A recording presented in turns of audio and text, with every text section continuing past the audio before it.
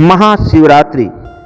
महाशिवरात्रि फाल्गुन मास की कृष्ण पक्ष की चतुर्दशी तिथि को भगवान श्री शंकर जी की विशेष पूजा, आराधना एवं अभिषेक करने का सबसे सुंदर तिथि और दिन होता है। इस दिन पूजा करने से भगवान शंकर अतिशीघ्र प्रसन्न होकर के भक्तों के सारे मनोरथ को अतिशीघ्र पूर्ण कर देते हैं। प्रश्न उठता है कि यह महाशिवरात्रि क्या है। महाशिवरात्रि के दिन 3 घटनाएं घटित होती हैं अथवा घटित हुई थी। पहला, कालरात्रि। ऐसी मान्यता है कि आज के दिन भगवान श्री शिव जी तांडव नृत्य करते हैं और तांडव नृत्य करते हुए यदि वे प्रसन्न हो जाते हैं तो सृष्टि में खुशहाली, हरियाली, उन्नति, शांति और विकास ही विकास होने लगता है। जीव हर तरफ से प्रसन्न हो जाते हैं और उनके सारे मनोरथ पूर्ण हो जाते हैं। और तांडव नृत्य करते हुए यदि रुष्ट हो जाते हैं तो सृष्टि का विनाश कर देते हैं, सृष्टि में प्रलय ला देते हैं। रोग, शोक, अकाल, भूकंप आदि घटनाएं घटित होने लगती हैं। जीवों में त्राहि त्राहि मच जाती है। इसलिए भक्तगण भगवान शंकर की इस दिन विशेष आराधना एवं उपासना करके भगवान शंकर का अभिषेक करते हैं कि हे प्रभु, आज के दिन केवल आप प्रसन्न हो, तांडव नृत्य करते हुए आप रुष्ट ना हो और हमारे मनोरथ को पूरा करें। और इसे महारात्रि के रूप में कैसे जानते हैं? मान्यता है कि आज के दिन माता पार्वती का भगवान शंकर के साथ विवाह हुआ था। जो भी भक्त महाशिवरात्रि के दिन भगवान शिव के विवाह की कथा को कहता है, सुनता है और रात जागरण करके शिव जी की चारों पहर की पूजा और अभिषेक करता है तो माता पार्वती और शिव जी अति प्रसन्न होकर के उनके सारे मनोरथ को अतिशीघ्र पूर्ण कर देते हैं। उनके घर में मंगल ही मंगल कर देते हैं। कथा मिलती है कि एक बार देवर्षि नारद पर्वतराज हिमालय के यहाँ अचानक पधारे। वहाँ हिमांचल और उनकी पत्नी मैना ने नारद जी का विशेष स्वागत सत्कार किया। नारद जी अति प्रसन्न हुए और बहुत सा आशीर्वाद दिया।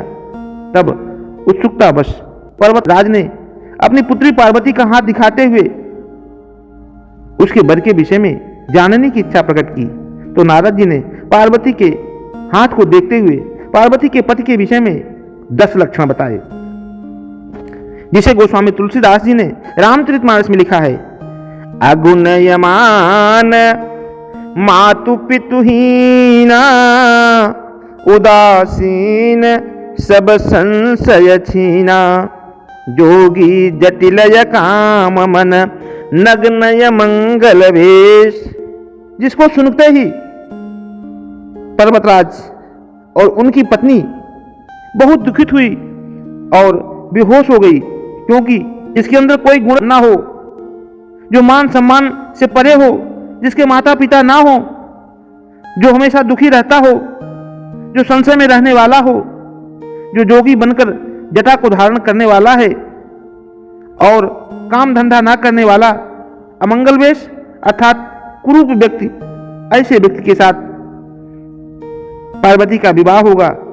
यह सुनकर के हिमांचल और उनकी पत्नी तथा पार्वती की सारी सखियां बहुत दुख में होकर के मूर्छित हो गई, क्योंकि उन सबको पता था कि देवर्षि नारद जी की बात किसी भी कीमत पर गलत नहीं हो सकती। वृथा न जाए देव ऋषि मानी, सोचहि दंपति सखिय सयानी।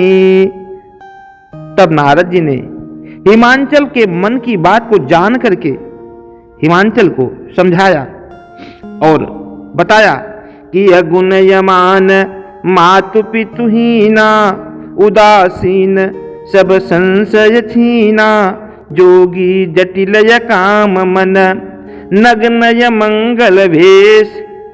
जो लक्षण है वो अगुण मतलब जो निर्गुण और सगुण दोनों में विद्यमान रहने वाला, अमान जो मान सम्मान से ऊपर और सबका स्वामी, मातु पितुहीना अर्थात जिसके माता पिता नहीं होंगे बल्कि सबका माँ बाप ही होंगे, जो सबके स्वामी होंगे। उदासीन, दुनिया का मतलब पूरा करने वाला, खुद से कोई लेने देने वाला नहीं। सब संशय छीना, जिनके हृदय में किसी प्रकार का संशय नहीं होगा, जो हमेशा विश्वास से पूर्ण होंगे, विश्वास से भरे हुए होंगे। योगी, जीव और ब्रह्म के रहस्य को जानने वाला। अकाम मन मतलब कामना रहित अर्थात पूर्ण काम जो होंगे। नग्न, सारी संपत्ति का दाता होते हुए भी साधारण सा रहने वाला। अमंगल वेश, जिसका रूप बहुत ही सुंदर है फिर भी सामान्य वेशभूषा में ही अपना जीवन व्यतीत करने वाले, ऐसा लक्षण बताया। यह सुनकर के माता पार्वती अति प्रसन्न हुई, क्योंकि ये सारे लक्षण भगवान शंकर से मिल रहे थे। और नारद जी ने हिमांचल से बताया कि इस लड़की के जो पति के जो लक्षण है वो सारे भगवान शंकर से मिलते हैं। तो हिमांचल ने कहा कि प्रभु यह कैसे संभव हो सकता है? हम तो एक सामान्य व्यक्ति हैं और भगवान शंकर को हम कैसे प्राप्त करेंगे? और अपनी बेटी का विवाह उनसे हम कैसे कर सकते हैं, जो कि बिल्कुल असंभव है, जो नहीं हो सकता। तब नारद जी ने कहा, नहीं, ज्यों तप करई कुमारी तुम्हारी, तो भावी हूं मेटी सकई त्रिपुरारी। तब नारद जी ने कहा, यदि तुम्हारी बेटी पार्वती भगवान शंकर को प्रसन्न करने के लिए अखंड तप करे तो निश्चित तौर पर भगवान शंकर प्रसन्न होंगे और पार्वती और शिव जी का विवाह संपन्न होगा।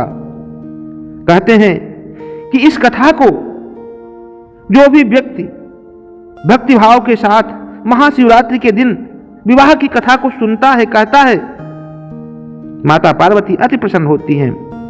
कहने पर जब नारद जी ने इस तरह से बताया तो पार्वती ने अखंड तपस्या की और बहुत वर्षों तक तपस्या करने के बाद फिर भगवान शंकर प्रसन्न होते हैं और माता पार्वती का भगवान शंकर के साथ विवाह होता है और पूरे संसार में ओम नमः शिवाय, जय शंकर भोले का नारा गूंजने लगता है।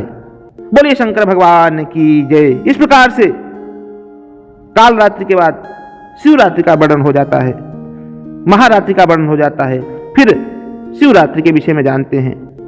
शिवरात्रि अर्थात कल्याण की रात्रि, जिस रात में भक्तों के मन की इच्छा की पूर्ति होती है, जिस रात में पूजा करने से भगवान शंकर अति शीघ्र प्रसन्न होकर के भक्तों के सारे मनोरथ को पूरा कर देते हैं, उस रात्रि को शिवरात्रि अथवा कल्याण की रात्रि के नाम से जाना जाता है।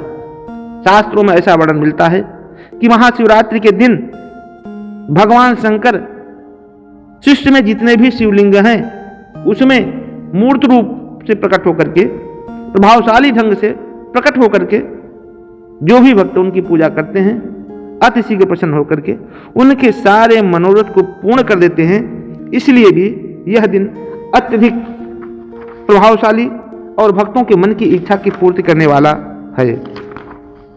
कहते हैं कि भगवान शंकर कल्याण करने वाले हैं, सब प्रसन्न होने वाले हैं। जिस समय समुद्र मंथन चल रहा था, समुद्र मंथन के समय में जब विष निकला और उसके प्रभाव से सारे लोग व्याकुल हो गए, सृष्टि में प्रलय सा होने लगा, लोगों का जीवन संकट में पड़ने लगा, तब देवता दैत्य दोनों मिलकर भगवान शंकर की आराधना की। भगवान शंकर प्रकट हुए, लोगों ने उनकी बहुत विनती की, निवेदन किया, प्रार्थना किया। भगवान शंकर ने कहा कि मुझे लिए क्या आप लोगों की इच्छा है, मुझे क्या करना चाहिए? तो सब लोगों ने कहा, प्रभु इस हलाहल विष को हम लोग ग्रहण नहीं कर सकते, हमारी सामर्थ्य इतनी नहीं है, प्रभु इसे आप ग्रहण कर लीजिए। तब जन कल्याण की भावना को देखते हुए भगवान शंकर ने उस विष को भगवान श्री हरि का नाम लेकर के उसका पान कर लिया, जिससे वे नीलकंठ कहलाए, उनका कंठ नीला पड़ गया, नीलकंठ भगवान कहलाए। बोले नीलकंठ भगवान की जय। और जो व्यक्ति समाज के कल्याण के लिए, दूसरों के हित के लिए अपनी जान को कुर्बान कर देता है, अपने जान को दांव पे लगा देता है, वह व्यक्ति साधारण व्यक्ति नहीं होता है, वह मानव नहीं महामानव बन जाता है। इसी कारण से देव शंकर आज के दिन से महादेव कहलाए। यदि कोई व्यक्ति धोखे से, छल से, कपट से किसी के धन का अपहरण कर लेता है, किसी की वस्तु को प्राप्त कर लेता है, वस्तु के प्राप्त करने के बाद में भी वह अपमानित होता है और उसका मान सम्मान हट जाता है। कैसे? जैसे राहु ने समुद्र मंथन के बाद निकले हुए अमृत को धोखे से पीने का प्रयास किया। प्रभाव क्या हुआ कि भगवान शंकर ने तो विष पिया था, लेकिन मान सहित विष खाई के शंभु भये जगदीश, बिना मान अमृत पिए राहु कटाए शीश। इसलिए जो भी व्यक्ति भगवान शंकर की आज के दिन, महाशिवरात्रि के दिन बड़े भक्ति भाव के साथ शंकर पर विश्वास करके उनकी आराधना, पूजा और उनसे जो कुछ भी मांगता है, भगवान शीघ्र उन्हें वो चीजें दे देते हैं। कहते हैं कि इसीलिए आज का दिन बहुत ही अच्छा, प्रभावशाली और जनता के कल्याण के लिए है। बोलिए शंकर भगवान की जय।